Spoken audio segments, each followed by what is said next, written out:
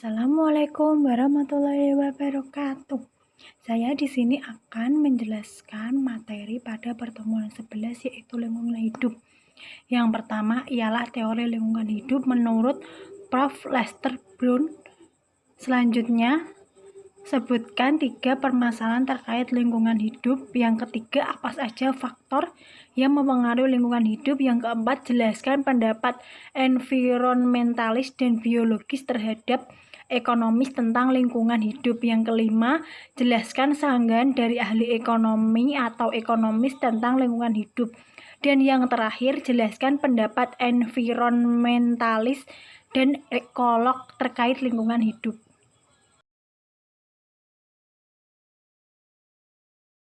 Nah, yang pertama ialah penjelasan apa itu lingkungan hidup. Menurut Prof. Lester Brown menyatakan bahwa pengeksploitasian alam dengan memakai kemajuan teknologi, terutama industri, sudah saatnya untuk dihentikan dan mereka harus membayar kembali hasil yang telah diperoleh.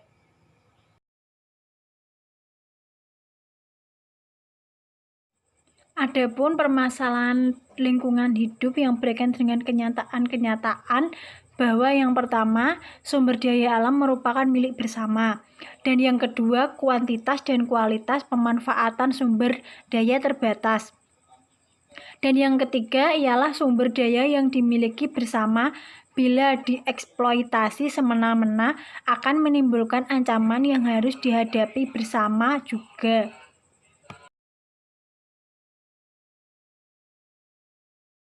Adapun faktor-faktor yang mempengaruhi perubahan lingkungan ialah I sama dengan P kali A kali T, di mana I itu adalah environmental impact atau faktor yang mempengaruhi lingkungan.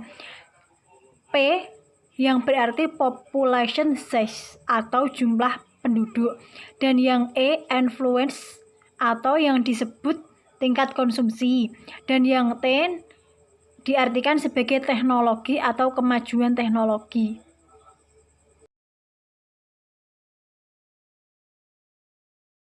Nah, yang penjelasan yang selanjutnya ialah pendapat environmentalis dan biologis terhadap ekonomis. Ialah pencinta lingkungan dan biologis menyatakan bahwa bumi telah menanggung beban yang melampaui kekuatan dengan indikator bahwa jumlah umat manusia yang bisa terpenuhi kebutuhannya jumlahnya sangat terbatas, yang ditunjukkan dengan semakin punahnya spesies, tanaman atau hewan, pemanasan global, semakin banyaknya orang yang hidup miskin.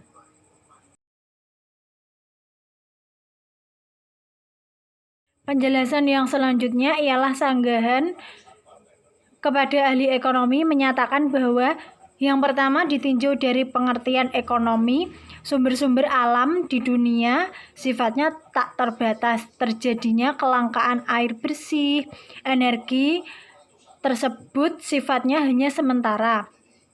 Nah, yang kedua, dengan adanya kenaikan harga atau nilai terhadap komoditi tersebut akan membuat orang berusaha untuk menemukan sumber-sumber bahan mentah yang baru dengan menciptakan teknologi yang baru untuk menggali dan memprosesnya.